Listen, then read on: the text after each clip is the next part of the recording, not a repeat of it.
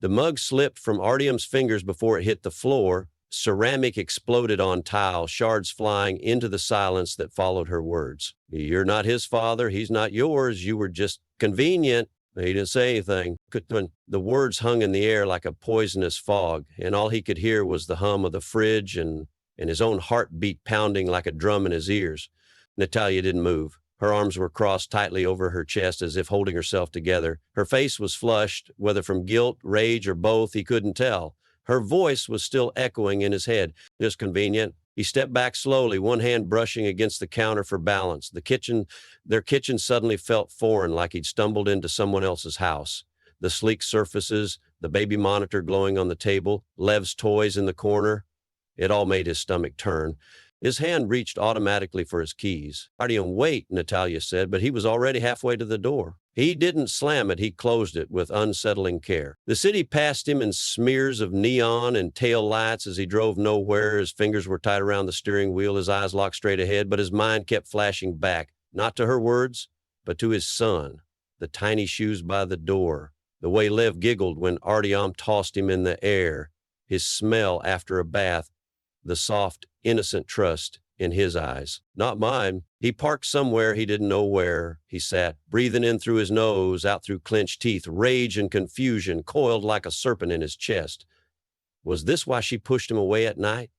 Was this why she always changed the subject when the topic of Lev's eyes or hair came up? He thought of his father, gone before Artyom had turned 6, a quiet man, big hands, kind smile, the pain of growing up without him, the ache he swore his child would never feel. His throat tightened. His phone buzzed, not tightened, of course. He turned it off. The next 3 nights blurred. He barely slept. He drank but didn't get drunk. He watched old videos of Lev on his phone. First steps, first swim, first word, bah. And each time his chest hollowed a little more. Eventually something inside him hardened. He opened his laptop, found her old photos, scanned comments, tagged faces. Then him, a name, a trace. Social media was a gift for the betrayed. He stared at the screen, a man in dusty work clothes, a toddler's bicycle behind him. He clicked the message icon. "Hey, I got a quick business proposal. Needs your expertise. Can we meet?" Then he closed the laptop, opened his notebook, and began to write. "To my son." The next afternoon, Artyom sat alone in a small cafe near the ring road. Industrial hum in the distance, bitter coffee untouched on the table. His phone buzzed once. "On my way, be there in 10. He glanced at the name, Igor. It felt surreal. This man was just a shadow before, a name buried behind years of lies, and now he was real, tangible. Minutes away. Artyom closed his notebook, where the latest page read, "If blood doesn't define us, maybe it's the promises we keep." He rubbed his hands together, trying to warm the cold creeping into his fingers. When the door opened with a gust of wind, Artyom knew it was him before looking. Igor was exactly as he imagined. Not impressive, not threatening. Ordinary, a gray jacket, dusty boots, tired eyes, like someone who built things with his hands and didn't ask many questions. "Artyom?" the man asked, offering a hesitant handshake. Artyom nodded. "Yeah, thanks for coming." They sat. Igor ordered tea. A moment passed. "So," Igor began, glancing out the window, "you said something about a business proposal." There it was, the game. Artyom gave a small nod, eyes fixed. "You know Natalia?" Igor stiffened. The name was a needle.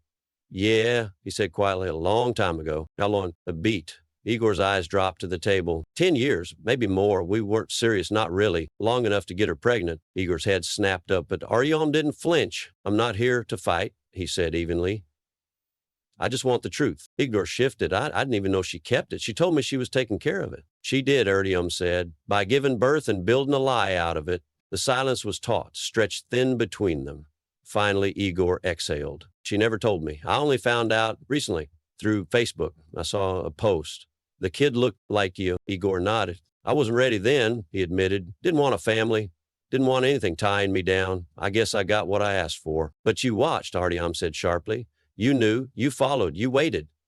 "I didn't want to interfere," Igor said. "I didn't think I had the right." Artyom stared at him for a long time. There was no malice in Igor's face, just weariness.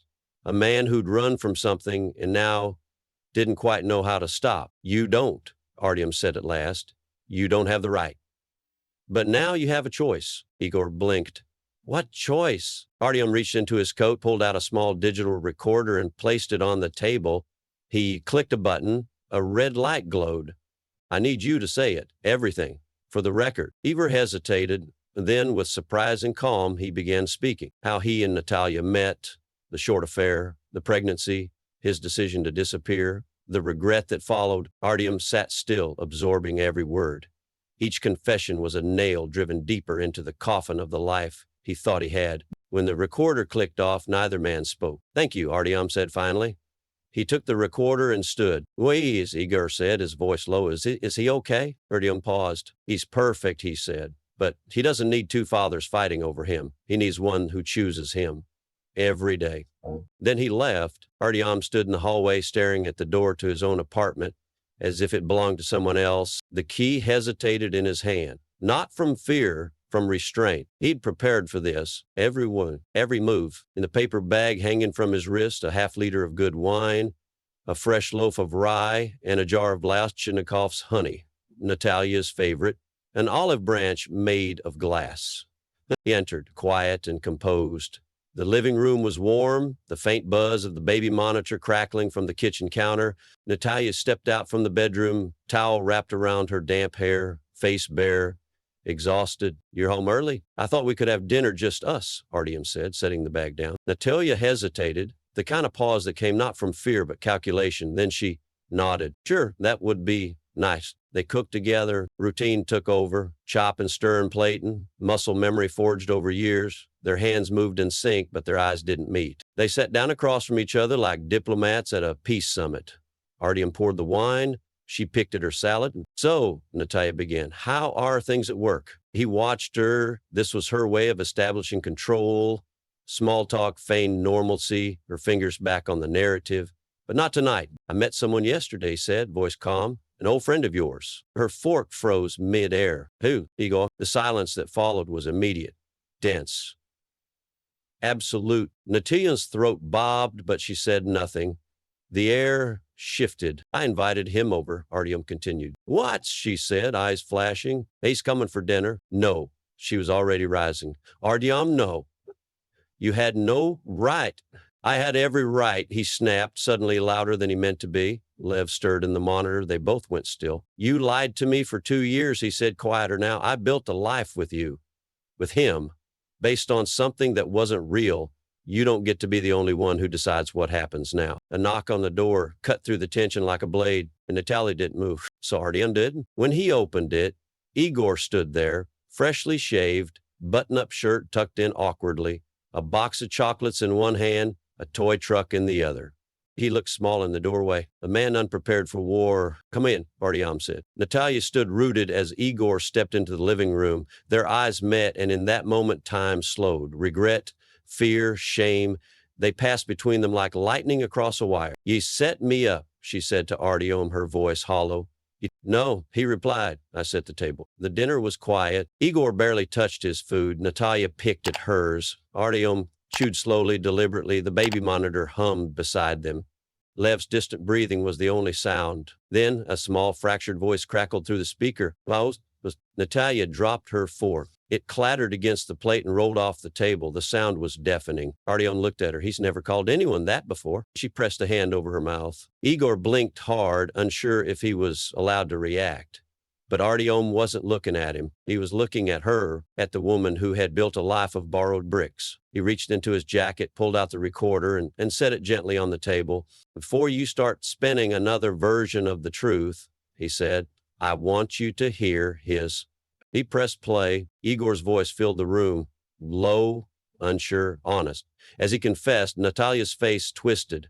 She turned away, but Artyom didn't let her escape. He opened his notebook and read aloud. What is a father? A name, a title, a right? Or is it the man who shows up every day, even after the illusion dies? When the recording ended, the silence was raw. I thought I was protecting you, she whispered finally. Protecting us. No, Artyom said. You were protecting your comfort.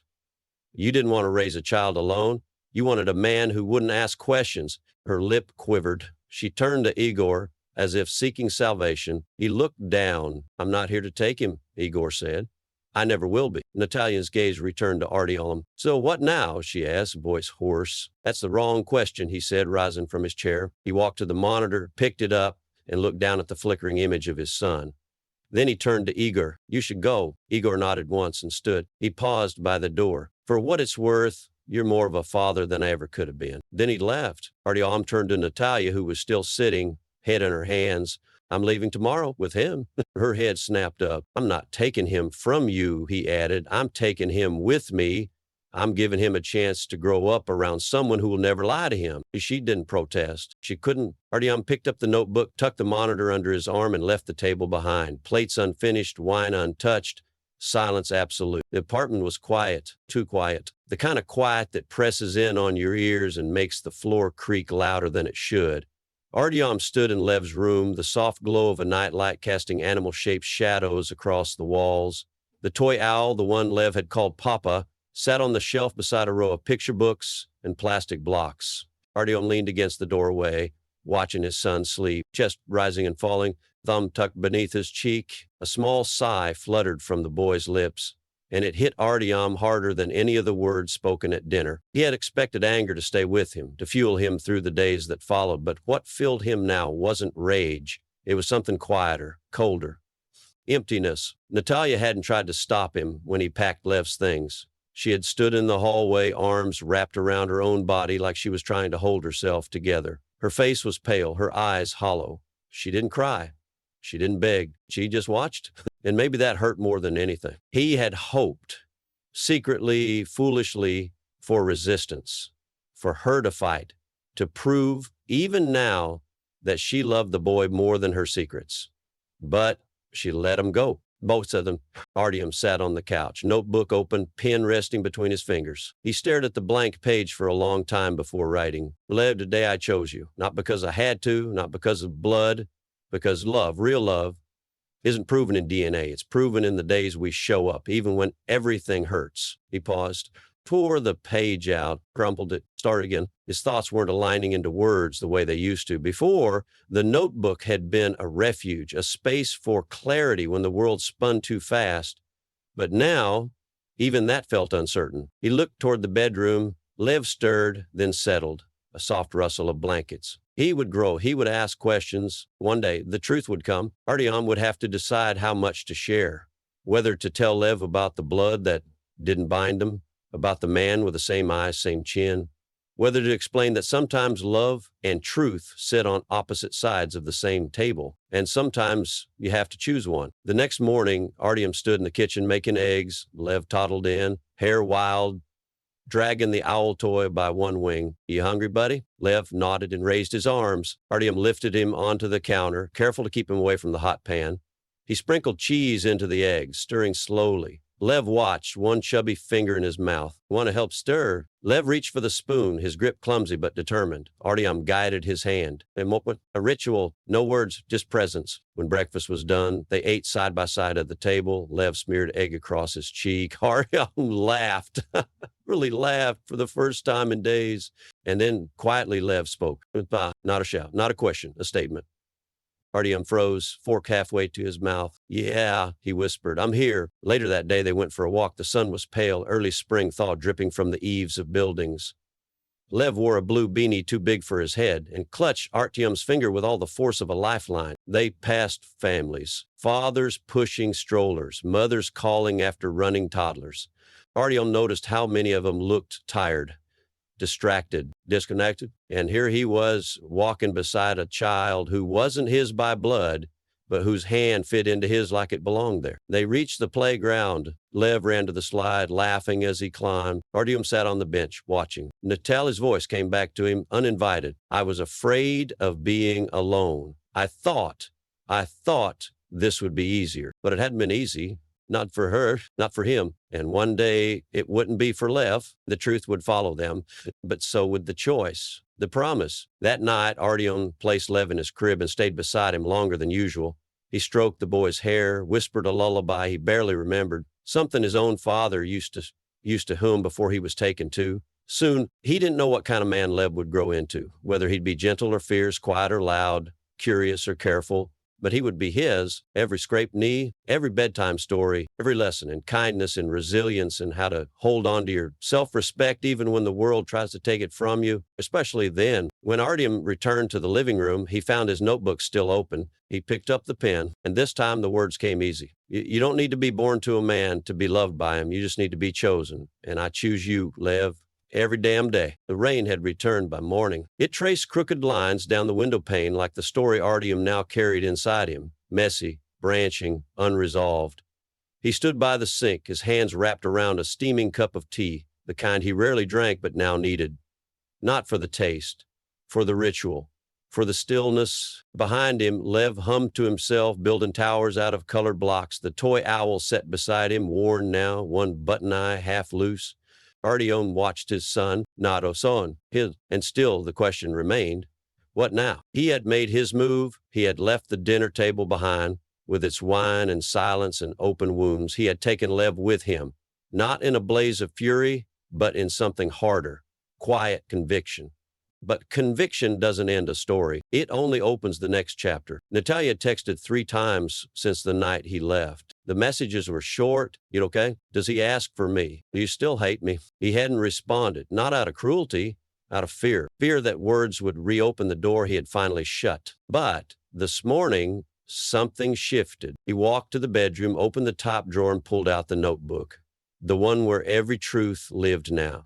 The one where his heart had learned to speak without permission. He tore out a page and began to write. Not for Lev or her. He's safe. He's sleeping better. He hasn't asked for you yet, but I know he will when he does. I'll tell him the truth.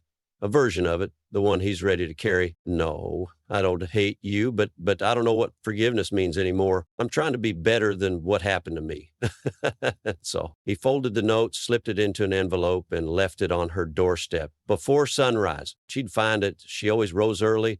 The car was already packed. A few bags, diapers, spare clothes. Lev zowled. The notebook. Artyom buckled Lev into the car seat. The boy didn't fuss. He was still half asleep, his head tilting sideways like a sunflower chasing warmth. Artyom got behind the wheel, started the engine, and paused. The street ahead was clear, slick with rain, no destination in the GPS, no grand plan, just a direction. Sometimes healing isn't about going somewhere. It's about leaving, about giving yourself permission to begin again, not as the man you were, but the one you've decided to become. A few hours later, they stopped at a roadside diner. Artyom ordered coffee. Lev munched quietly on a slice of toast. Across from them, a father bounced a giggling toddler on his knee. Artyom watched, unsure if the ache in his chest was pain or pride. When the server returned, she smiled at Lev. He's got your eyes. Artyom didn't correct her. Instead, he smiled. Yeah, he does. Later, on the road again, Lev stirred in the back seat. Artyom adjusted the mirror. The boy's eyes blinked open, slow and soft. And then, Papa, clearer this time. Confident. Like he knew, Artyom gripped the wheel tighter, a warmth spreading through his chest. He glanced in the rearview mirror, eyes locking onto Lev's sleepy face. Yeah, he said softly, I'm here. He didn't smile for show. He smiled because something inside him had shifted. Not fixed, not forgotten, but chosen, and for the first time in a long time, that was enough.